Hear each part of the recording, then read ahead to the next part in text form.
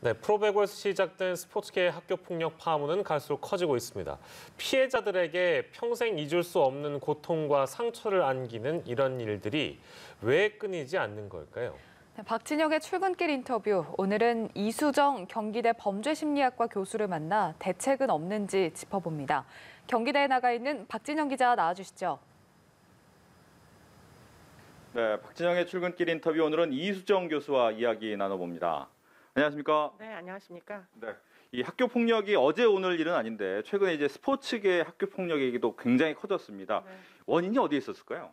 글쎄 이제 폭력 피해에 굉장히 그 감수성이 떨어지는 우리 사회의 어떤 병폐 이런 것들이 결국 스포츠계에서도 문제를 지금까지 누적돼 있던 문제들이 이제 뭐 발고가 되는 이런 수에 와 있다. 그러니까 스포츠계의 특이성 중에 하나는 상하 관계가 굉장히 분명하고요. 그렇기 때문에 아동학대를 우리가 훈육이라고 느끼는 것과 비슷하게 스포츠계에서의 상하 관계에서 일어나는 폭력을 우리는 지금까지 훈련이다라는 타이틀로 사실은 용인을 했던 것으로 보입니다. 그러다 보니까 피해가 제대로 발고가 안 됐던 그런 문제들이 있었던 거죠.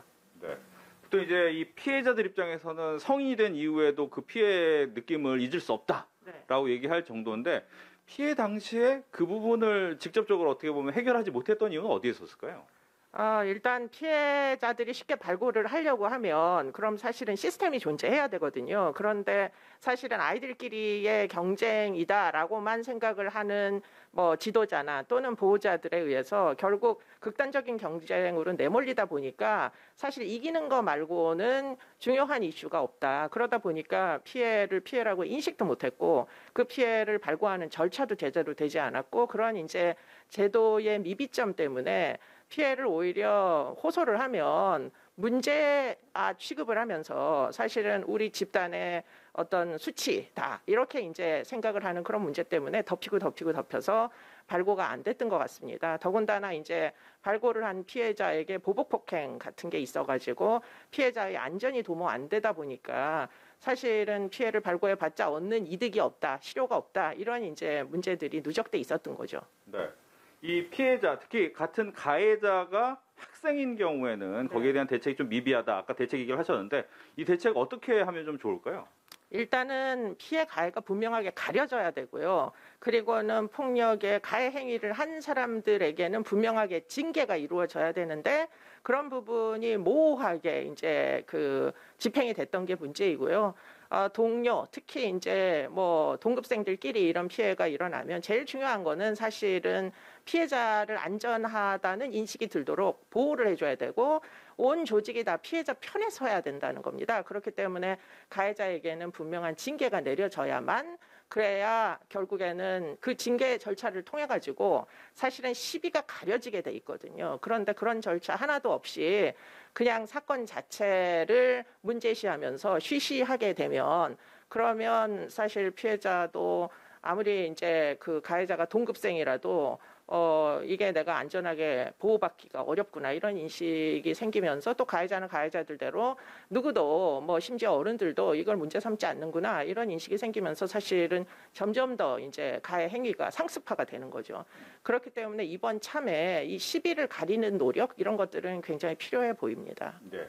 이제 가해한 학생, 가해자에 대한 처벌을 분명히 하는 것은 필요한데 문제는 과거 부분까지도 다 해야 된다, 처벌해야 된다 이런 얘기도 있고 너무 과거까지 가서는 안 되는 거 아니냐라는 이야기도 있고 어떻게 좀 생각을 하시는지요? 지금은 그 부분에 대해서 지침이 분명히 있는 것 같지가 않아요. 그렇기 때문에 스포츠계에서도 지금 이런 종류의 이제 피해 발고가 뭐 봇물 터지듯이 쏟아져 나올 것으로 추정되거든요. 그렇기 때문에 이런 경우에 도대체 어디까지를 이제 징계로 실질적으로 뭐 현재 진행형으로 집행을 할 거고 과거에 어느 정도까지는 사실은 아이들의 철없는 그리고는 보호자들 그리고는 리더들에 의해 가지고 보호받지 못했던 그런 연대 책임을 좀 더 강조하면서 사실은 이제 그런 뭐 어린 이제 과거에 잘못까지 시비를 가리는 일을 좀 이렇게 궤도적으로 멈출 수 있을 것이냐, 이게 이제 문제가 됩니다. 범죄에는 언제나 시효가 있다는 거죠.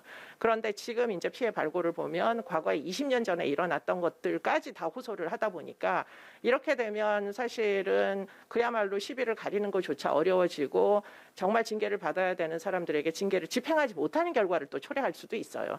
그렇기 때문에 뭐 빠른 시간 안에 스포츠계에서는 지침을 만들어야 될 것이고, 만약에 뭐 13세 미만에 일어났던 사건들에 대하여서는 문제 삼지 않는다라던가 무엇인가 그 경계가 있어야 될 것으로 보입니다. 네. 끝으로 한 가지만 더 질문을 드리면 네. 이 학교 폭력이 뿌리 뽑혀야 되긴 하겠지만 이 뿌리 뽑히기까지 여러 가지 대책도 필요하고 뭐 현 상황이 또 일벌백계가 될 수도 있을 것 같고 어떻게 하면 이 부분 좀 근절할 수가 있을까요?